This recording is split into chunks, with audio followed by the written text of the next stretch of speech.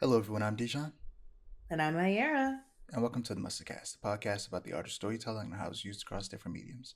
Make sure that you like, comment, and subscribe if you want to see our channel grow, and to click the notification bell so that you're notified when we post. As usual, of course, as always, free Palestine.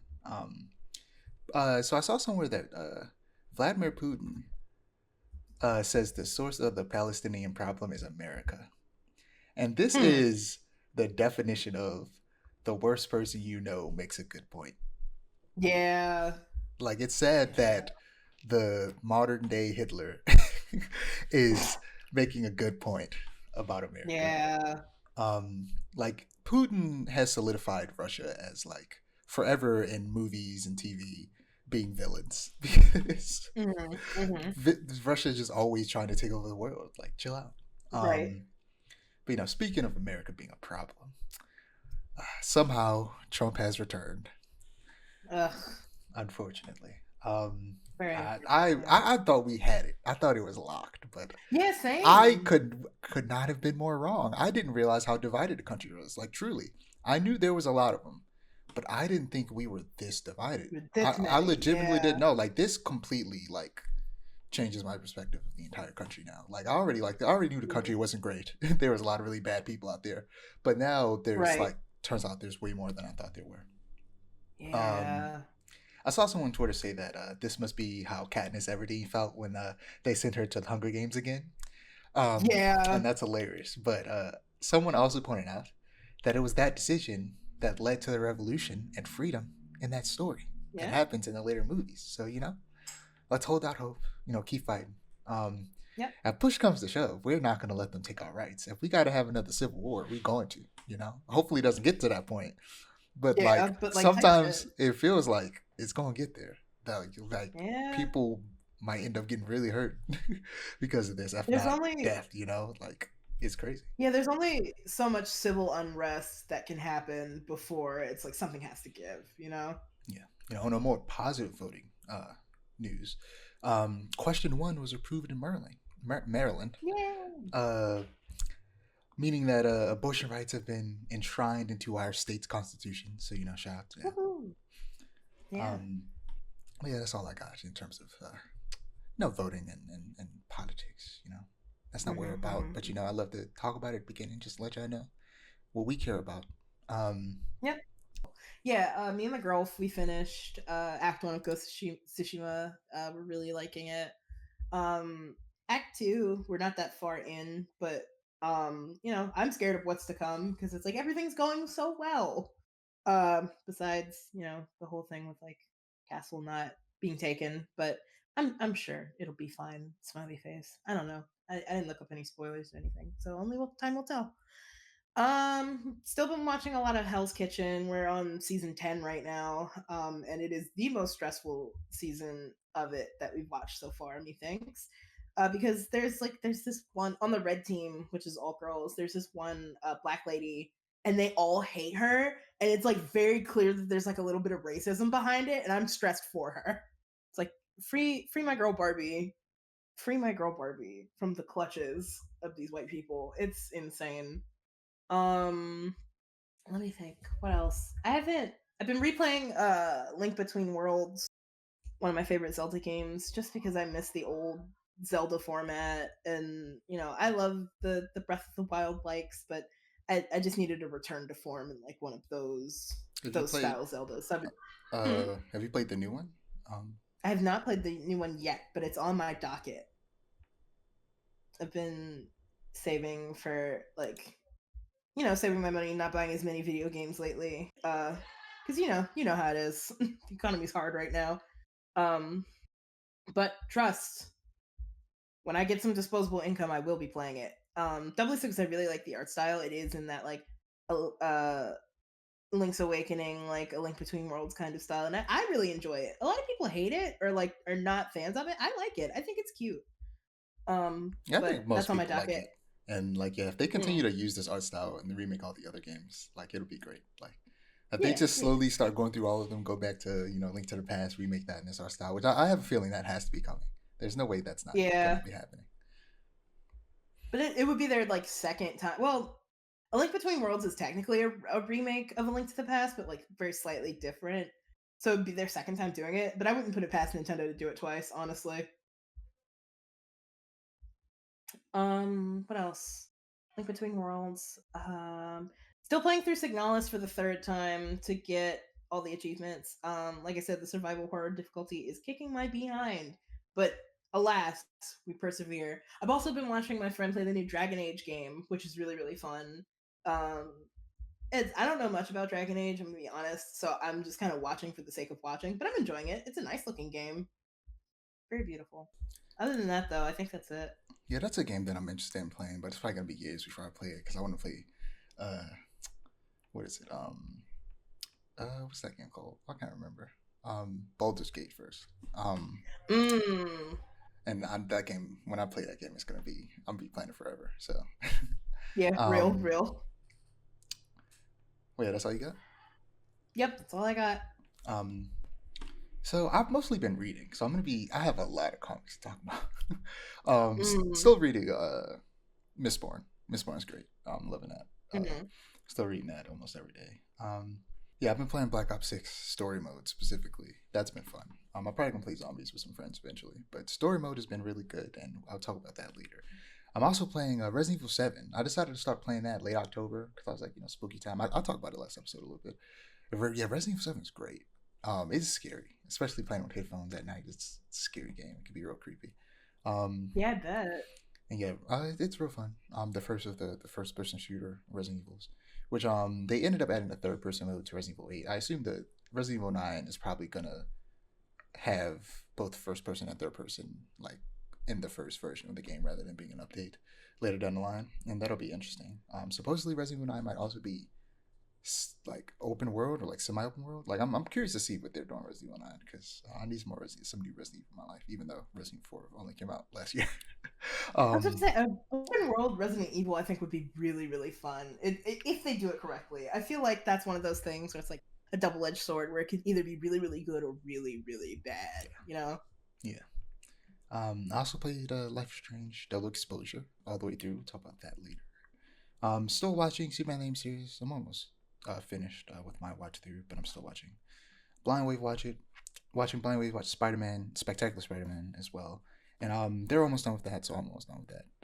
And the show that is replacing that they've already started is Avengers: Those Mightiest Heroes, which I still need to finish my watch through. So this gives me the opportunity to do that while also watching it for the first time. And Avengers: Those Mightiest Heroes is easily the best Avengers cartoon ever made.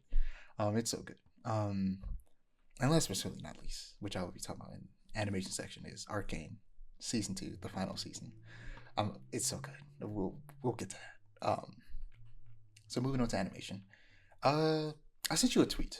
From Scavenger Reign's co-creator Joe Bennett, where he confirmed on Instagram that Netflix will not be renewing the series for a second season. And he posted a teaser that was produced by Green Street Pictures showing what was supposed to come in season 2, if it was able to continue. And I didn't even know there was supposed to be a season 2. I thought the story was done. Right. It's like So it's so tragic because it's like, why would you tease me with something that I didn't even know? I would have been yeah, fine you could have just not if told they us. just if they let Scavengers Reign like quietly fade into the background and then they're like there wasn't a season 2 ever announced. Like I would have been fine with that. But then you tell me that it was supposed to happen, it didn't get greenlit, and then you have a teaser for it. Don't piss me off. Like the teaser But like literally just also looked like a trailer for season 2. right, and it's like that don't piss me off is more directed towards Netflix than Yeah. anything because it's like It was why not? also originally made and produced for HBO Max, and then it was later added to Netflix. So I think their hope was that HBO probably was just like we don't want this anymore because HBO is being real weird right now. So Netflix would probably pick it up, but they didn't, and it's unfortunate. And I rewatched. I didn't rewatch all of it, but I rewatched like over half of the show on Netflix. And like yeah, it's a good show. It's unfortunate. I don't know. Maybe this could bring the views up, and maybe they greenlit a season. Who knows? Yeah, maybe. I have my fingers crossed because Scavengers Reign is really good. Yeah. And it deserves a season 2.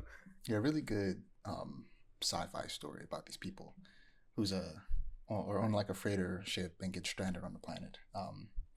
And the planet and all of the like organic life is very interesting. The art's great. It's really good show. But speaking of HBO or WB, I mean animation, Invincible Fight Girl came out. I watched the first two episodes. It's really good. It has a good art style, some great animation.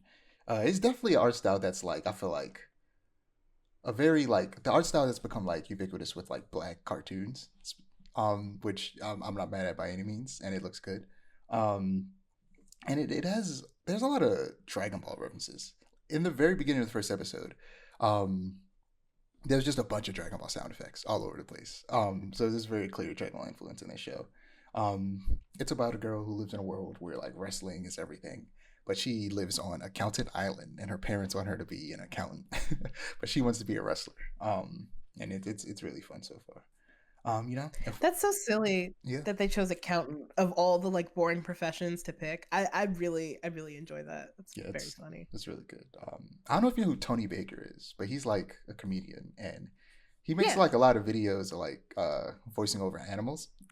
And Mm-hmm. he's finally getting some cartoon voice acting roles, which I've been wanting him to for a long time. Oh, And he voices a character in the first two episodes. good for him. Good for him. And yeah, if we want more black animation, we got to support it when it's made. So check this out on Max. The first episode is also on YouTube. Uh, but I also checked out Punch Punch Forever, which you said Invincible Fight Girl reminded you of, and it is Yeah. so damn funny. Isn't it? I It's love hilarious. Punch Punch Forever. I'm gonna be real with you. When you sent it to me, I immediately recognized the artist from my secret Twitter. Yeah. I saw it and I was like, "What? I know who this is." It's funny how many of those artists also have YouTube and just Yeah. make like completely PG work. Actual, yeah, it's insane. And like we've talked about it before, how a bunch of people who what we're alluding to, if it isn't obvious, are animators that animate porn on Twitter. Right. They also, a lot of those people do also just end up getting jobs in like the animation industry and like regular stuff that isn't porn. So it's because they're talented. And it's just funny. That pipeline is funny. It's got to be weird to It's see hilarious, yeah. to get a job based off of that. It has to be really really interesting. Like somebody we was did just talk on about it. somebody was just on Twitter one day, saw your work and was like, you know what? That's good. We should hire them. Right. We talked about it when we talked about what's that show called? The Nordic it's animated and it's by Twilight of the guy that does Gods. all the... Yes, we talked about it. And it was like, yeah, that's probably that kind of person that got hired for it. Yeah. So I mean, there is a place for them. Did you ever finish Twilight of the Gods? I did not. I need to.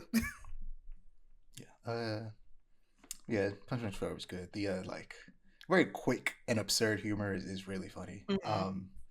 And I love the 80s/90s anime aesthetic that it has, and I don't understand why big official studios haven't emulated that like hazy effect that old anime used to have, because it looks good. I think it's hard to do now with like how hard to do and make it look good, I don't know. I've seen so many people do it that I'm like, it may not look the exact same, but it'll still look similar. Yeah. But speaking of anime, watching Dan to Dan, still good, still hilarious, and the art style and animation still top tier from Science Saru. Like the episode, not the episode before last, but the episode before that had a great chase sequence. That was really good. And the way they use colors reminds me of JoJo's Bizarre Adventure, where like the colors will just completely flip into different colors that that are very different from the way the scene was before they started fighting. That's very fun. Ooh, that's always fun. Yeah, Dan's great. Have you checked it out yet? Not yet, but it's on my docket. I trust. Like once I'm like in a place where like I'm not as busy, I have a whole bunch of stuff on my watch list that I'm gonna get through for sure. Still watching Ranma as well. Still good, still hilarious, and the art style and animation also still top tier. From Mappa. Yeah, Ranma's great. Ranma consistently hilarious. It's just really fun. It's one of the funniest anime I've watched in a while. And Bleach. The music from these past few seasons has been insane. Bleach music has always been good, but they remix a lot of the like repeated music from throughout the series for this season, and it's incredible. Shiro Sagasu, who also composed for Genesis Evangelion, they're the GOAT. They know what they're doing. And they love, very clearly love R&B because Bleach has R&B in it at several moments, and some moments that just throw you off. Like, what? Where does R&B come from? It's I real mean, it funny. seems like they know their target audience. Oh, for It's sure. one of the big three. So yeah. Um, but Arcane. Uh, you know how long I've been waiting for this? I've been waiting for this for so long. I, I I I was so excited. Saturday morning came and I woke up like it was Christmas. I was like, oh my god, Arcane's out. And I got up, I made breakfast, I watched Superman, and then I was like, it's time to watch Arcane. And it's good. It's Arcane. It's great. Just as good as the first season. Only the first three episodes are out because they do it in 3 episode batches. And the next three will be coming out next Saturday, 16th. Um, have you seen it yet? Any Arcane? I think I watched like the second episode, and then that's where I stopped at because it's long. I mean, it's like 40-minute Because episodes. I started watching it right before like I said, I got really programming and stuff at our job. So once that's over, I'll probably catch back up. And now I have more to catch up on because of season 2. But I've seen good things. I've seen not any spoilers necessarily, but like just people talking about like how the quality has gone way up and stuff like that. So I'm excited. Yeah, I know there was a leak a while back, so I like still have a bunch of stuff muted because I'm like, I'm not going to take any risk until the full second season is out. But luckily, I mean, both good and bad is that some stuff still slips through the cracks, where people will make a tweet but they won't use any of the keywords that I muted, so they'll still post about stuff. But luckily, the stuff that slips through the cracks because people don't use the keywords I muted are because they aren't spoiling things that haven't happened yet. That's good. Because That's good. I want to see people talking about it. Because luckily, thank God, my Twitter for at the very least very quickly moved away from the election because I was off Twitter for a while because I was like, I just do not need to see this right now. I'm already upset. I don't need to be doom Yeah, scrolling. So whenever I did stuff the like this same happens, thing. like the first day I'll doom scroll just to see what people are saying about the situation, but then after that I'm done. But luckily, people didn't, of course, aren't fully moved on, but they've like slowed down on talking about that constantly, so I can just enjoy Twitter again. um, because before I would open Twitter and be like, nope, and close it and just like go to YouTube and start watching shorts, because those usually my YouTube at the very least doesn't have a bunch of people talking about politics on it when I needed to get away from it. Oh yeah, for sure, for So sure. yeah, I'm still managing to see people making memes talking about the show. As expected, their take on I'm not going to spoil anything. I'll make that very clear, obviously. As expected, their take on the inherent corruption of the police and Vi's involvement is very nuanced and critical of the police. Um, and it results in some really good drama between our resident lesbian couple of Caitlin and Vi. Um, Meanwhile, a war is brewing between the Undercity of Zon and Piltover, the Overcity, and it's being exacerbated by Mel's mother, so she can gain access to Hextech and to help her fight a different war. Uh, and naturally, Jace, who invented Hextech, is spiraling as he tries to decide what the right thing to do is. And Jace is my favorite character. A lot of people tend to hate on him because he's the most generic dude of all the people in the cast. Whereas where you got all these other like super interesting characters with these like super interesting character designs and a lot of not straight characters, a lot of not straight, not men characters, and then you have this one dude. He's just this straight guy who just dresses in like white suits all the time. So it's easy for people to hate on him because he's the most generic of all the characters. But for me, just all the struggles he goes through as a character are so nuanced and interesting, and has to make a lot of really tough decisions that make his story very fun and interesting to me. And you'll see a lot more of it. And, come to your own conclusion when you get there. But yeah, I like Jace a lot. Jace is my favorite character. But And then it's like I've always like gotten a lot of enjoyment out of like that trope of like straight guy in a world full of lesbians, like trope when it's done well. Like when it's like it's played completely straight. He's not like the butt of the joke, but it's like they leave him there, like he has his own struggles and whatnot, but the fandom manages to make him the butt of the joke Yeah. in fun ways, and not like a, oh, this guy has a weird lesbian hair, like not like that. Like the Signalis fandom is like that a lot because there's the game is full of women. There's one guy, and he is the most like pathetic sopping wet dude on the planet that Signalis takes place on, and the fandom they love to put him in situations. It's my favorite thing. Yeah, with Arcane, I feel like a lot of it, League of Legends fandom can get weird. But Oh yeah, luckily for sure. the Arcane fandom is kind of separate in a lot of ways because it's a lot of casual people who don't give a damn about the games like me, um, and just watch the show.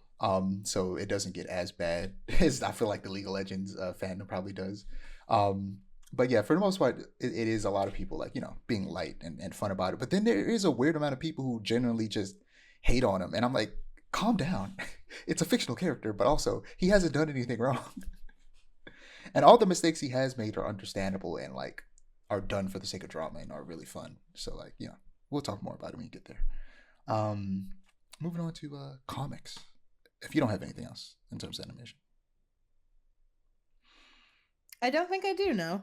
Okay. So Superman number 17 and 18.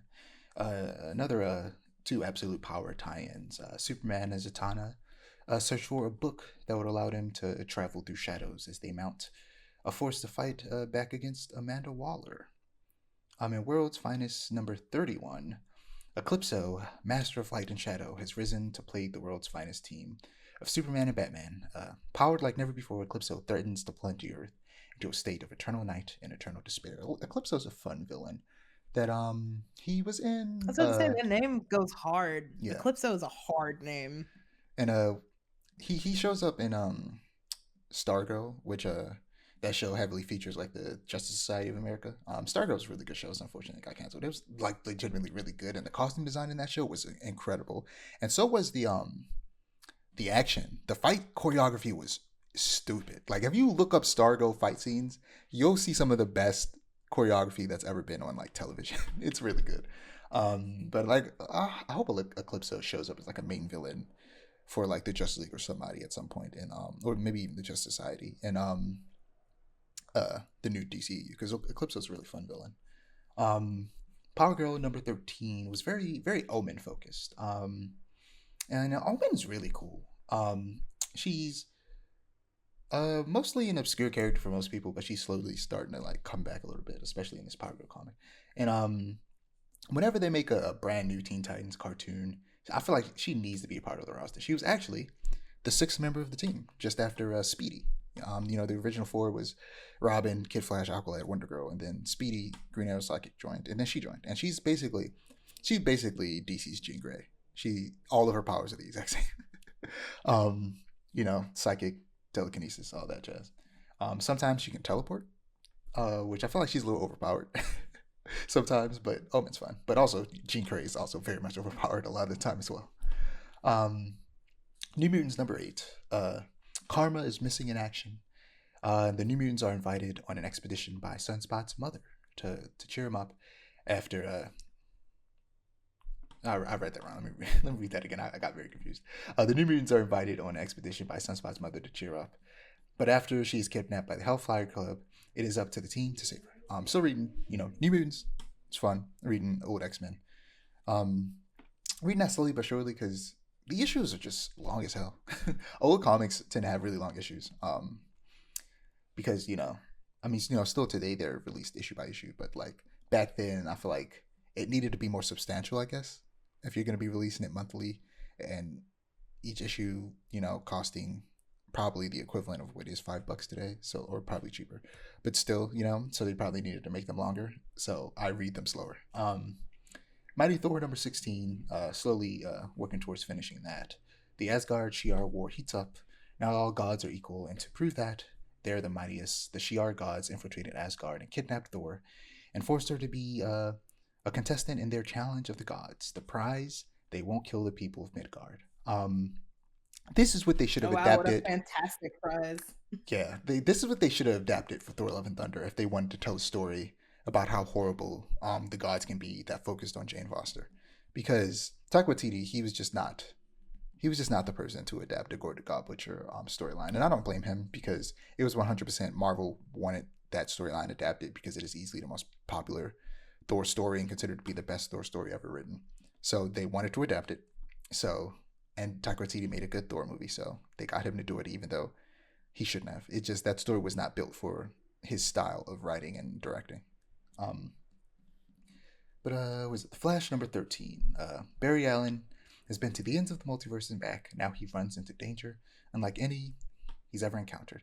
As the fate of not only the Speed Force, but all heroes hangs in the balance, Barry's life story flashes before his eyes as he begins his most important race ever. This is another end of an arc of this weird, like, other dimensional beings and them discovering like the like time force is like comes from God or something. It got real weird at the end. And like God was pregnant and had a baby. It was I don't know what's going on. Okay, Oh, the that Flash sounds really weird. What? the Flash The got real hell? weird. It got real weird.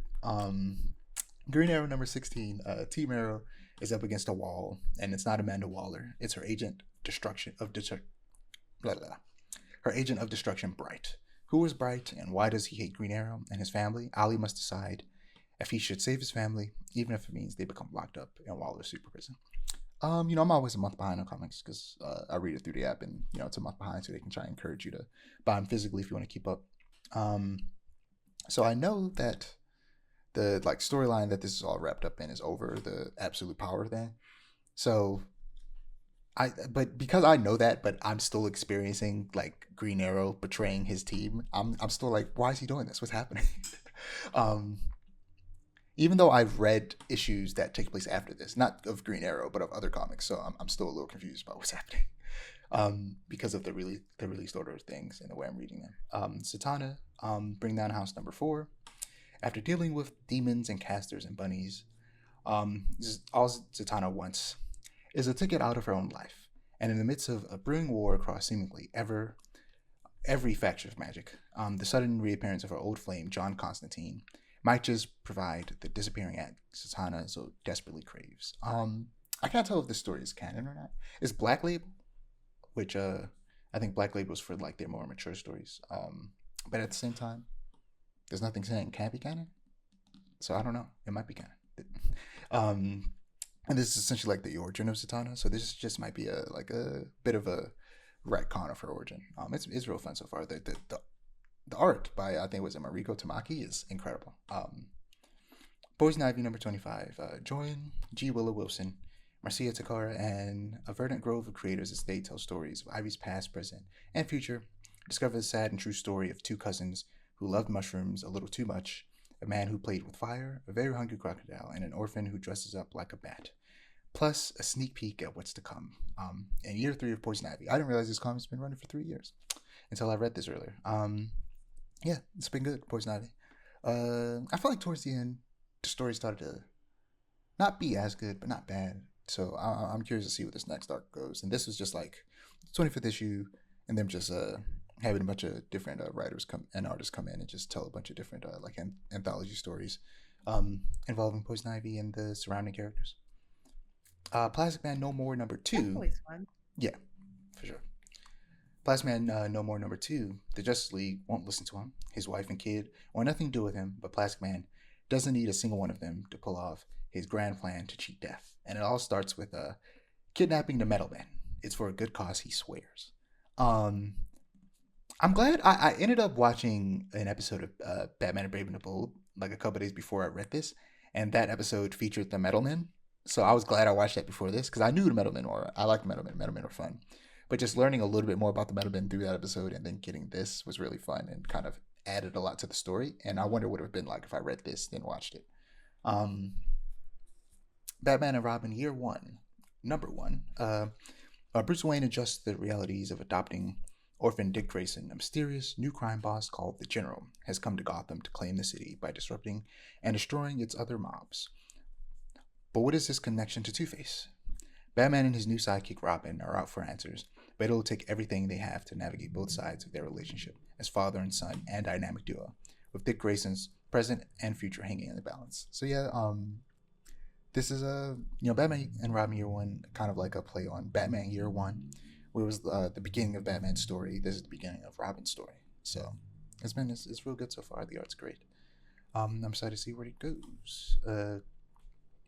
Birds of Prey number 14. Oh, well, before I move on, I can see this being a comic that is adapted in live action for some Robin stories, since we're finally going to get some Robin in live action. So this probably will be one of those recent comics that get adapted almost immediately. It just feels that way so far because it's real good. Birds of Prey number 14. The Birds of Prey are back to business as they infiltrate the Ninth Day, a mysterious corporation the birds believe has kidnapped people, including Amazons, that have gone missing. When their spy on the inside and an undercover Cassandra Cain breaks contact, it'll be up to Oracle, Black Canary, Big Barda, Megara, and newcomers Grace Joy and Onyx to bust her out. Don't miss the start of this thrilling new arc where the fate of the Amazons rests in the hands of a silent warrior. It's always fun when I'm reading a comic and I see two characters, and before their names are said, I know who they are. I have very little experience with these characters, but I saw Grace Joy and I was like, that's Grace Joy. And then I saw Onyx in the background. I was like, that's Onyx. And then they said their names. I was like, oh, I know comics. I have very little experience with both these characters, but I just recognized. And I was they're part of a team called the Outsiders, which was at first led by Batman. And it was Batman, Black Lightning, Katana, Metamorpho, and Terra's brother, Geoforce. Terra from Teen Titans. And yeah, Birds of Prey, good comic. Another great comic, Red Hood, The Hill. I read the first like 4 issues, and it's really good so far. So I've been holding off on reading this for a while, and I'm glad I finally started reading it. So, welcome to The Hill, formerly one of Gotham's most dangerous suburbs, a place that required its residents to band together to keep themselves safe when the police and sometimes even Batman wouldn't. Now, as The Hill finds itself gentrifying, old habits die hard as the vigilante known only as Strike works with her team to keep the town safe, but she's not alone. Jason Todd, one of the Hill's newest residents, is more than happy to don the visage of Red Hood to help Strike keep his new home safe. But a new villain is emerging from the shadows. Will Red Hood, Strike, and the Hill's small militia of vigilantes be able to keep their home safe? You could. You know what? I'm kind of obsessed. Oh, go ahead. What were you about to say? I was gonna say I'm kind of obsessed with that idea of like a suburb being a very like crime heavy area. It's like you see urban areas that are very crime heavy all the time, but never a suburb. I really like that concept. Yeah. I mean, essentially, it's this neighborhood is suburban in the way that Towson is, where it's like just outside the city. And a big part Got you. Okay. a big part of the story is that they're literally a few minute drive away from downtown Gotham. So like, yeah, it's kind of like Towson here in Baltimore. I see. Okay, so not truly suburban, but like sub-suburban. Yeah, it's like part suburb, part city. Got you. But like you could tell by the art and the way that the story is written that the creatives on this are Black, and they are. It's written by Sean Martinborough and drawn by Sanford Green. And it feels very 90s and almost like a Milestone Comics, which is where Static hails from. And those qualities give it a very IDW Ninja Turtles feel that I'm really liking, and it's really good so far. And I feel like I like this direction that they're taking Red Hood because he is from the streets. He grew up poor. Was trying to steal wheels off the Batmobile before he became Red Hood. And it's really fun putting him in this situation where he's going back to this neighborhood where I didn't read the synopsis before I read the book itself. I read it earlier when I was adding it to my notes, and it felt like the neighborhood was not necessarily being gentrified, and so I'm not sure if this synopsis is fully true or not, but it felt like it was like a neighborhood that was not being gentrified but being improved by the people who already lived there without new people moving in and essentially pushing them out. But maybe I'm wrong, but that's what it felt like. It felt like it was a version of gentrification that didn't involve people being pushed out. Like the neighborhood is just getting better and being built up to be better by the people that already live there, which is interesting.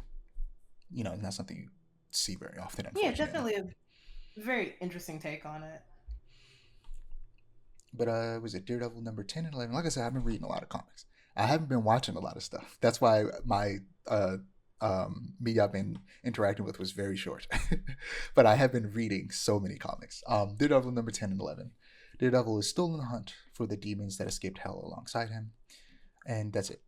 That's what's happening so far because I only read 2 issues. The Immortal Hulk. I read the first issue a while back and stopped. So I went back and reread the first issue, and now I'm obsessed. And I'm on like issue 5 or something. It's really good. Immortal Hulk, written by was it Al Ewing, the Phil Collins of not Phil Collins. What's his name? Dang, the dude who sings "What You Want to Do for Love." Bobby Caldwell. He's the Bobby Caldwell of comics, where everybody I thought was he about to say Phil Collins on a comic is crazy, but that would be it. Yeah, he's the Bobby Caldwell of yeah, comics, where everybody thought he was white or thought he was black, but he's white. Because he writes black characters so well. Sometimes he writes them like it's still the '90s. But yeah, Immortal Hulk's like really really good so far. The art's great. Essentially, the Hulk was killed by Hawkeye because he told him to. But he has now discovered, which I don't know why he's just discovering this. This has been a effect for a while now, but that he's basically immortal. And when he can die during the day, but at night the Hulk will take over like a goddamn werewolf and he'll come back to life. And it's really fun. like a Jekyll and Mr. Hyde kind of Yeah, situation. exactly. Okay, Like in original comics, that is how the Hulk used to be. He turned into Hulk at night. Um, and this story needs to be adapted for not even necessarily live action. It could be animated. Like just we need more good Hulk stories where the Hulk is a monster. What was great about this is that the monster Hulk is smart. Not smart in the way that like Bruce is, where he's like a scientist or anything, but he's not stupid and he's very intelligent. And it's a very fun take on the Hulk. Uh Ultimate X-Men, I read number 1 through 6. So, I finally started reading Ultimate X-Men, and it's great. Visionary creator Peach Momoko creates a new generation of X-Men for an all-new universe. Hisako Ichiki is a teenage girl who just wants to live a normal life, go to school, hang out with friends, ignore the political strife boiling over at the events of Ultimate Invasion, but life has other plans for her. In Japan, urban legends have sprung to life and brought some unusual new powers with them. Meet Armor, May Storm, and a group of new Ultimate X-Men, like the likes of which you've never seen before. May Storm was controversial when she was announced because she's basically Japanese Storm, but initially people thought that she was White Storm, and people were like, "That's weird." But she was essentially like, they did this thing where they made up a bunch of like sidekicks for characters that don't have sidekicks, just for the sake of like some cover art. And May Storm was one of them, but then she became an actual character in this Ultimate universe. But Storm does also exist in this universe. She's in a Black Panther comics. So I'm curious if May Storm will actually become Storm's sidekick in this universe. That would be fun. And Armor is a member of the X-Men that I've always really liked. Her superpower is that she can like surround herself in like Green Lantern type energy, but it's red, and it's just armor that like forms around her. She can't like create all different types of constructs, just specifically that armor, and it's really cool. And I always thought she was really cool, and it's cool that she's the lead in this comic. For some reason, I thought I wouldn't like this comic because they were making the X-Men so young, so I didn't start collecting it when I was started collecting Ultimate Spider-Man and Ultimate Black Panther. So I started reading it through the app, and now I'm upset because I was like, I would have liked to have collected this, but it feels too late because now I would have to like buy like 6, 7, 8 issues, and all of them being like $6 each. That's a lot of money, so yeah, I'm not doing that. But I'll keep reading it digitally. It's surprisingly creepy and very much Junji Ito inspired. There's a lot of horror in this comic. Peach Momoko, if you look up her art, she's very much she has like a Japanese manga style, and it works really well for the story that's being told. And her art is incredible. She colors it with watercolors, and it's beautiful. Oh my god, it's so good. The artist is incredible. I really like the style. I'm a little obsessed with it. Yeah, I would definitely suggest checking out Ultimates. Maybe get the first 3 issues in there. It's good. I just like The Ultimates. So the Ultimates confront Ultimate Bruce Banner, who is a villain in this universe. But it turns out that he rules over the 7 heavenly cities, including Kunlun, which is home to Iron Fist in the main universe. And he wields the power of Iron Fist as well as the martial arts prowess, on top of him also being the Hulk. So he just absolutely destroys the Ultimates, which is this universe version of the Avengers. And it's unfortunate. It's unfortunate how bad he beats them. Absolutely Special number one, which is this a DC comic that's leading into this new era of stories in the main universe. And for the first time, I'm excited for a new era of DC. Ever since New 52, it's just been mess up after mess up and unnecessary reboots and all these weird crossovers. But now they're finally getting to a really good spot. And this comic starts with the formation of the Justice League Unlimited. Them creating the new Watchtower, creating these cards, these identification cards for members of the Justice League Unlimited that's made using a bunch of different magic and tech from all across the universe and the multiverse. And was it some people like I have how do I put this? So they gave Starfire a card, and I was like, yes, she needs to get away from the Titans. Titans are great, but she's so pigeonholed with the Teen Titans. Her and Starfire are the only two characters that have nowhere to really go outside of the Titans. Raven, especially, Raven literally does nothing outside of the Teen Titans, and it sucks. But Beast Boy has the Doom Patrol. He can always go back there. Cyborg he's been a Justice League member for a long time now. Nightwing is Nightwing, one of the most popular DC characters. And a lot of the other Titans. Wonder Girl, she got her own thing with Wonder Woman. Wally West is the Flash now. He has been for the past like 30 years. But like Raven, she doesn't do anything outside of the Teen Titans. Even Starfire sometimes does other stuff. And I think they should put Raven on the Justice League Dark, which is the like magic focused Justice League. Why isn't she on that team? You put Cyborg on the main Justice League, but you're not going to put the most magical member of the Teen Titans on the Justice League Dark. Why? I hope they do that. I hope this is what's going to happen, because it's weird that she's so stuck on the Titans. But anyway, I digress. So the story ends with a really good dark side story that ends with him essentially he creates the absolute universe where these new this separate universe of DC Comics that I've been reading are coming from. He creates that universe. And yesterday was Saturday. Yesterday I went to go pick up the Ultimates, but also that I just talked about, and Absolute Superman and Absolute Wonder Woman, which I've been so excited for. So Absolute Superman. This version of Superman grew up on Krypton, but still as a farmer. His parents are brilliant scientists and engineers who were cast out of society for speaking against the powers that be and are essentially forced to be farmers now, or laborers as they're called. And the iconic Superman symbol in this universe is instead the symbol of laborers. And what got Jor-El shunned specifically was him being against overmining of the planet's resources, which he's discovered may be destroying the planet, which I assume that's where the story ends. But I assume in the next issue and maybe a couple issues after, it'll show the actual destruction of the planet and them not listening to Jor-El like they always do. And essentially, Krypton in this universe has this weird caste system where the scientists are the leaders and they're on top. They're the top of the food chain, and anybody below that there's middle managers and then there's laborers, which is really funny that that there's a whole cast just dedicated to middle management.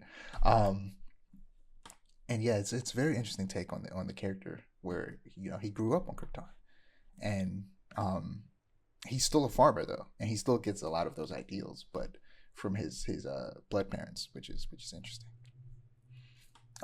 In Absolute Wonder Woman, Diana is sent to hell by the gods of Olympus. Apollo takes her down to hell and leaves her in the care of Circe, with the intention that Circe would abandon the child and just let her die. But similar to Hercules in the Disney movie, she's a super strong baby, and literally just like Hercules, I'm sure it was a direct reference, where a snake goes to bite her and then she grabs it and throws it, just like Hercules did in the movie.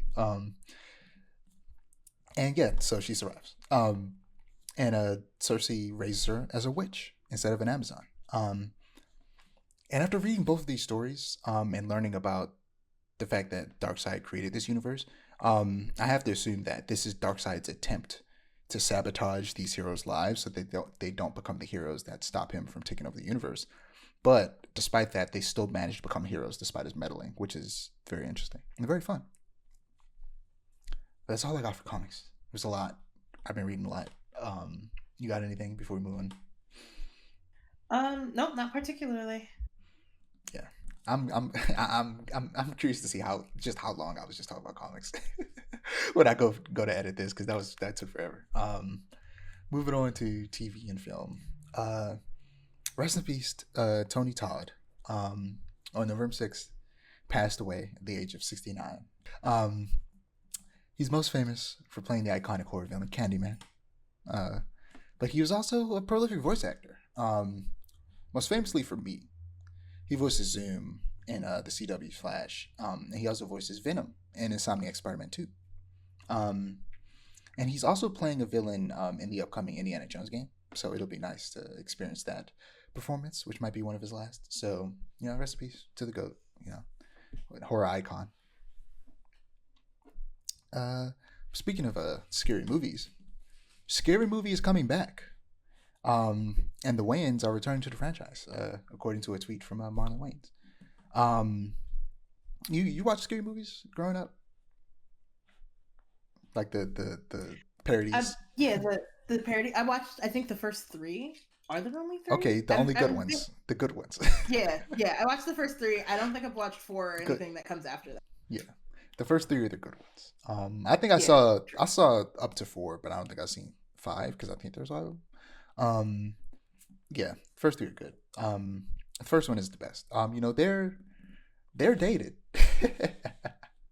They're definitely dated. They make some very outdated jokes that just wouldn't fly nowadays. Very much so. And I'm very curious to see how they make it work nowadays. Something I think could be funny, and very interesting is there's this really, really bad like ongoing gay joke in the first movie, where one of the Wayans brothers, the one that's not Marlon, what's his name? I can't remember his name. Sean Wayans, plays a character that's like in the closet. And throughout the movie, they joke about it in a way that just isn't cool nowadays, but was funny back in the day. They could do something similar like that, and they'd have to be real careful about how they do it. But like, they could do something like that, but with someone being trans, and actually have it, instead of it being like super offensive jokes, have it be funny, but have it be a situation where it's like an actual like cathartic coming out that everybody notices. Like the joke was that it was very clear that one character was gay, and he was doing like stereotypical and like kind of fetishized gay stuff in the movie. That was weird, and I feel like you could do a version of that joke that isn't as weird. You just gotta do stuff that's actually just fun. It's really about the writing. Yeah, it's about doing stuff that's funny and not just offensive, which is what they were doing in the original movie. And I feel like Marlon Wayans could do that as a man with a trans child. And he's also very creative and very funny. So I feel like he could do that if he wanted to. For sure. Yeah. And yeah, I feel like another part that makes me realize that this movie is probably going to be, hopefully, really funny and respectful is the fact that he's a very progressive man. You have this man returning to the franchise, a big part of the reason of why it was so funny, but also a man that's grown a lot over the decades, But at PCRKHS on Twitter said that Melissa Barrera and Jenna Ortega had the chance to do the funniest thing ever. And I can't believe I didn't think of this first. So Melissa and Jenna played the leads in Scream 2022 and Scream 6, but were fired due to supporting Palestine and asking for a ceasefire. So they could put up a huge middle finger to Spyglass, the production company that owns the rights to Scream and produces those movies, by being in this movie, because it'll most likely parody Scream 2022 because that was the fifth Scream movie. And the original Scream movie is, of course, a parody of the first Scream movie. And Scream 2022 is a commentary on the idea of requels, which is requels or sequels that, remove the number from the title despite, being a direct sequel, and just rehashes a bunch of scene and plot points from the first movie. And Scream has always been a commentary on the slasher genre and horror movies as a whole. And, that's what made Scary Movie so funny, because it was a parody of what was already essentially a parody. So I'll bet anything that Scary Movie 6 will just drop the 6 and just call itself Scary Movie and parody Scream 2022 alongside, a bunch of other, horror movies that have come out, since then. Since, was it the 6th or 5th Scary Movie? And it'd be cool if they brought back those two lead actresses, Melissa Barrera and Jenna Ortega, to at the very least, like be like in this. You've seen like Scream before, right? At the Yeah, at yeah, the yeah, yeah. beginning of each movie, they have like celebrity, like very famous people, actors come in and play a character that dies immediately at the beginning, and they could have Jenna Ortega and Melissa Barrera be those characters, and that could be really funny. Yeah, I think it'd be even funnier Sure, if for they sure. don't even die, if they somehow survive Right. and they're like in the Yeah. background of the movie the entire time. I think that would be That really would be funny. funny. Like they have You the know what chance to though? do the funniest thing and just put a middle finger up the spyglass. For sure. Also, have they done like a Saw parody in a scary movie yet? Because I think that would be Yeah, really fun. yeah, they definitely It's did. got a lot of potential. Oh, they have? Okay, so never mind. Like they definitely did One step. like a partial Saw parody. I see. I see. But it's nice that they're back in the franchise because the franchise went downhill after they left. So, or they got fired. So, Yeah. um, Yeah. so Marvel Studios posted a look ahead like little trailer teasing a bunch of upcoming things. With was it Deadpool Wolverine is going to be added to Disney Plus on the 12th. So if you haven't seen it, it's a chance to see it.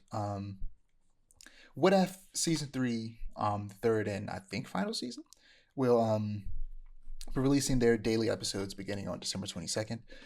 What If has been like the most underwhelming animated project I've ever seen in my entire life. It's so boring. They don't do anything interesting with the idea of like you can do anything, and they choose the most boring premises every time. It's crazy. Um, your friendly neighborhood Spider-Man joins Marvel's animation lineup on January 29th next year, which if you look up your friendly neighborhood Spider-Man, uh, I don't know if a comic's going to show up or if the cartoon's going to show up, but there's a lot of really good concept art. Or look up that and concept art. Um, I'm trying to think. They called it freshman year before. Okay, I'm going to ask you to look up a very different thing now. Look up Spider-Man freshman year concept art. We looked at it before, I Okay. believe. I found some of the concept art. And like they had the Black Norman Osborn with the waves Yeah. and a bunch of stuff, and they're not doing it in 2D anymore. It's 3D, and I want to hold out Oh, hope that it's still going to be good. But like I always say yeah. I don't like to be a hater against 3D anime because it could be good. But why? It's very disappointing. Why is this 3D? Why isn't it 2D? It's weird. Daredevil Born Again is coming out March 4th next year, which I'm excited for that. Ironheart, which I forgot about because we barely hear anything about it, but they showed a little teaser, a little bit of it. Is coming out in June next year. And for Marvel Animation, we have Eyes of Wakanda, which is launching August 6th, which is a four episode animated series going through different eras of Wakanda, which sounds really fun and needs to be more than 4 episodes because I will watch a show that's basically Game of Thrones but Wakanda like 100 years ago. That would be so fun, or hundreds of years ago. Just 100 years ago would be like the late 1800s. But like yeah, that would be a really fun show by itself. So making it only 4 episodes, why? Do more. And then they're making a Marvel Zombies. I think it's a movie, animated movie, based off of the Marvel Zombies episode they did in What If, which was another one of those okay episodes. So whatever. But last but certainly not least, we're getting a Wonder Man show, which Wonder Man, very interesting Marvel character, who starts off as a villain, eventually joins the Avengers, becomes a pretty popular member of the Avengers for a while. And he's being played by Yahya Abdul-Mateen, who played Black Manta in the Aquaman movies, live action. And yeah, that looks cool. I'm excited for that because I don't know a lot about Wonder Man. My experience with Wonder Man comes from Earth's Mightiest Heroes, which it has a slightly different take on the character. So I'm excited to see what they do with him here. Sticking on the Marvel train, Captain America: Brave New World. We got a trailer I sent to you, and it looks really good. So I've grown to not be as mad about the helmet because it makes sense because he's moving really fast. Like he can now literally fly at the speed of sound and like catch up with jets. And I'm like, okay, he doesn't have superpowers. He wouldn't be able to breathe. So now I get it and I'm okay with it. And it's like those nano machine helmets, so it like disappears whenever he wants it to. So he's not gonna have a helmet on a lot. But there was a moment in the trailer that was really cool where he goes down at supersonic speed, then lands, and then he says, "Wait for it," and then the shockwave from the air comes down and knocks down all the enemies. It was so cool. Okay, that's kind of sick. It's like this movie looks good. Unfortunately, I still will not be seeing it in theaters. We still boycotting this movie because they hired a former IDF soldier who was exempt from serving, by the way, but chose to anyway. She chose. And IDF Which is soldiers, cool. work for Israel, and like, yeah. So like, yeah, I'm gonna watch it somehow. I'm gonna watch it somehow, but I'm not seeing it in theaters. I was gonna say it ain't gonna be in theaters though. But the Thunderbolts, though, I will be seeing that in theaters, and it looks really good. I sent you another trailer for that. It looks fun, you know. The dynamics between the characters looks cool. The action seems fun, and I hope that, it has some really good action scenes like Winter Soldier did. It looks fun. I'm excited for the Thunderbolts. A lot more excited now was when they announced it. But that's all I got for TV and film. Moving on to video games. The PS5 Pro came out. Um, and the reviews are to expect exactly what you expect them to be. Only a handful of games actually really make use of the upgrades, and only super fans and like enthusiasts and people who are obsessed with graphics will probably get it anytime soon. But that will probably change in the future as like new games that actually make use of the technology come out. But it also turns out that the disk drive that they made for the Slim actually also works with the Pro, so we actually don't have to wait for them to release a new one. I learned that, so I'll definitely get one eventually, like probably before GTA 6 comes out, but not anytime soon because I don't need it just yet. Um, Marvel Rivals. We saw some of Psylocke's gameplay, and we got a Moon Knight reveal trailer. He was teased at the end of the Psylocke reveal trailer. Um, so Psylocke plays differently than I was expecting. She basically plays in a lot of ways kind of like Genji from Overwatch, where she has this like psychic projectile that I can't tell if she's shooting psychic energy or if she's throwing ninja stars that are covered with psychic energy, or if she's shooting psychic energy ninja stars. It's hard to tell. But she's shooting these like purple projectiles. And that's like her main like weapon basically. And she only uses a sword and her ultimate, which is weird to me because like that's her whole thing. She has a sword. um, and yeah, we got a trailer for Moon Knight. And he plays exactly how I imagined he would. His main projectile is the crescent darts, which are basically his equivalent of batarangs. He has a melee string using two eskrima sticks. He has a grapple hook for movement, and once he's in the air, he can glide with his cape, which his cape makes the shape of a crescent moon, which is really cool. And he plays how I expect like Batman would in this type of game, which is really cool. And apparently, we're going to be getting like new news every day until the game releases on December 6th.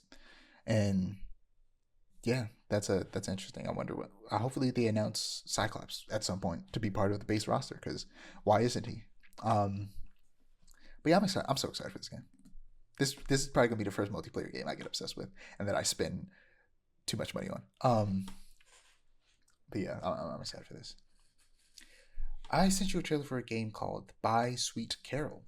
Um, and it looks like a side-scrolling horror game with an art style very reminiscent of like classic Disney movies. Um, so with art inspired by classic animated movies and a story from Chris Darrell, um, By Sue Carol is a narrative horror game that has you embark on a dark, whimsical tale full of mystery, intrigue, and secrets. Set in the early 1900s, in an age where the women's suffrage movement has begun to shake the British nation, young Lana Benton must follow the last known trail of Carol Simmons to find her best friend and uncover the dark truth behind the Bunny Hall orphanage. As Lana dives further into the enigma, she will find herself poised between the real world and the fantastic kingdom of Corella that is under the cruel influence of the terrifying Mr. Ken. The insensitive owl, Valina, and the ravenous colonies of tar bunnies. You must tread carefully between the two realms to find a way out, shapeshift into a rabbit, and harness your various forms to conquer the deadly challenges that await you. And it comes out sometime in 2025, no release date. But what did you think? It looks very interesting and cool. Very, very fun art style. Yeah, it kind of reminds me of Alice the Madness Returns. Yeah. Is that the hack and I'm slash one? okay with. That is the hack and slash Yeah. one, yeah, by American McGee of Doom fame. Yeah, this game looks cool. Um, so we got two more left. First, we got a Black Ops 6. So I'm playing Black Ops 6 campaign on Xbox Game Pass, and it's insane. it is not what I expected it to be. This is easily the best Call of Duty campaign I played in years. It goes from semi-open world immersive sim, reminiscent of like Metal Gear Solid 5, to survival horror. It's crazy the stuff that they're doing in this. They're actually trying. They're actually doing things with Call of Duty out here. It's crazy.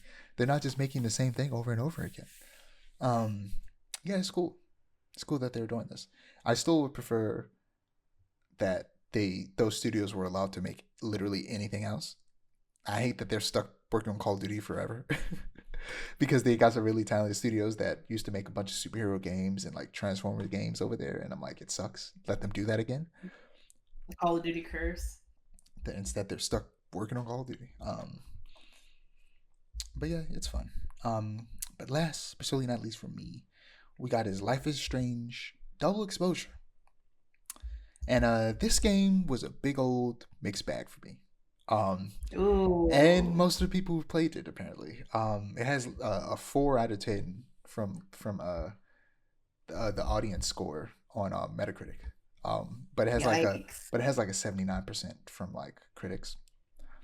Mm-hmm. But I think the audience score really shows how people really like this game.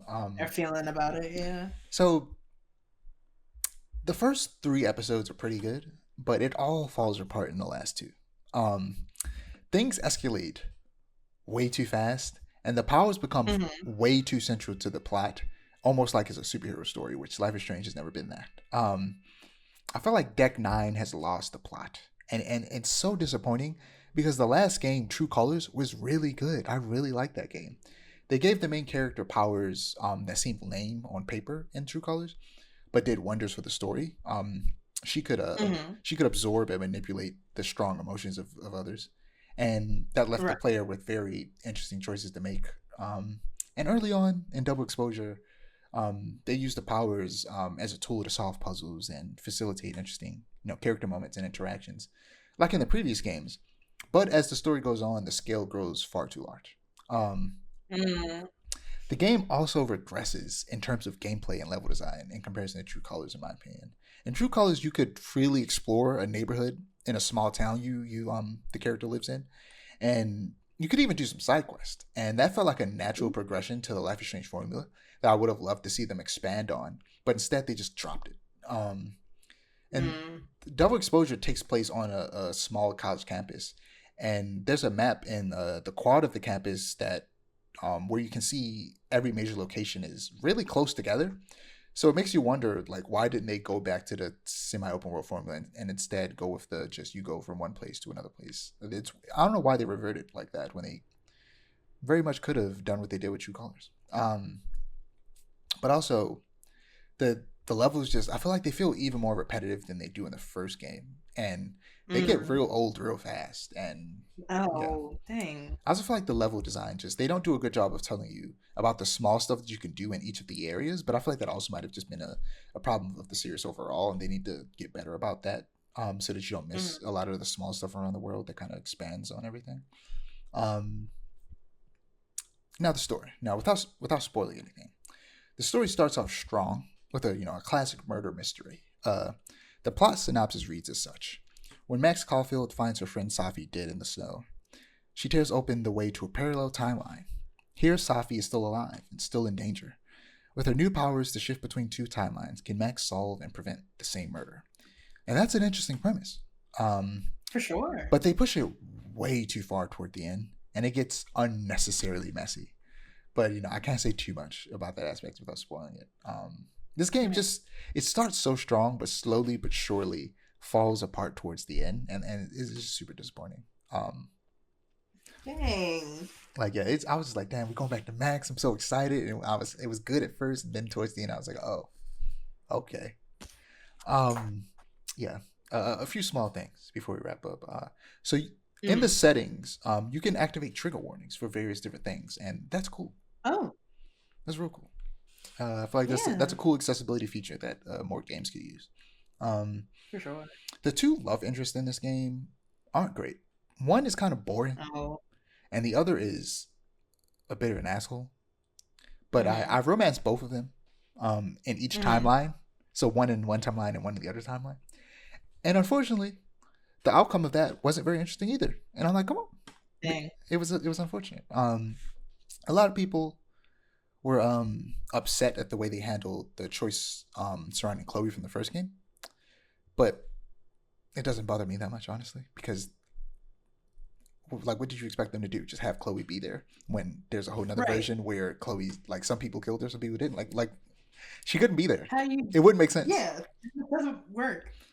Essentially, so in my game, I was selfish. I murdered everyone for my blue-haired girlfriend. Type And shit. yeah, so I chose, like, there's a choice you make at the beginning that's very clever, I think, that has you choose between those again. And I was thinking like her being dead would be more interesting, but I want to be true to what I did, so I chose the one where she's alive and the town got destroyed. So yeah, she they broke up, and a lot of people aren't a fan of that, and I'm like, what did you expect? She destroyed her. She basically killed Chloe's mother. Right. Like I get that why they're not together. Like, I hope that Chloe shows up again at some point, but like, right, because there's a chance they could do that for reasons I don't want to spoil. But I mean, multiverse shenanigans. But I understand why she didn't show up in this game. But you see, like, text messages. I'm not gonna lie, I was a little jealous because it seemed like her and Victoria were flirting a little bit, and like on their equivalent of Twitter. I was like, hold on now, Victoria, step back, calm down. Step back. That's my ex, but stop this. But like, still, that's my ex, but it's still my girl. the wound is still fresh. Yeah. It was fun for the most part. It's just towards the end it got real weird. I want to hope they don't. They're not going to give up because Life Strange is still pretty popular. So like, hopefully they hear this feedback and go in a different direction than the end of the game made it seem like they were going, because nobody wants them to do what they were doing. I won't say too much because I won't spoil it, but like, for the love of everything holy, do not go in the direction that it looks like you're going. Everybody and their mother is telling them not to. I hope that they actually listen to us and don't continue with this bullshit. But yeah, I hope they just go back to doing stuff similar to True Colors versus what they did here. And it's unfortunate that Max's return is tainted like this, because I was so excited. Was it the original studio that made Life is Strange, which they aren't the ones working on this anymore? That's Don't Nod. Don't Nod made the first 2 games. Did Don't Nod make Life is Strange 2? I actually don't know. Could you look that up? I couldn't tell you. Yeah, I can look it up though. I'm pretty sure they made Before the Storm, or maybe they didn't. Maybe that was also. Yeah, Don't Nod made Life is Strange 2. Who made Before the Storm? Deck 9. Yeah, Deck 9. Yeah, I think Deck 9. That was the first one they worked on. Was and I want to play that one because I haven't played Before the Storm. I watched people play it, but I haven't played it myself. I heard it's good. And yeah, that's all I got. If you don't have anything else, yeah, no, I haven't been really engaging with much media, which is kind of tragic. Yeah, you've been crazy how capitalism destroys us all. I'm kidding, yeah. But hopefully by the next time we do podcast stuff, I'll have more interesting things to talk about because I'll have more free time on my hands. Yeah, watch Arcane. Yes, that's on my docket. Okay. So I'm Dijon. You can find my ads above me. Aiara's ad above them. Don't forget to like, comment, and subscribe to our channel if you want to see more storytelling content, and to click the notification bell so that you're notified when we post. Peace. See ya.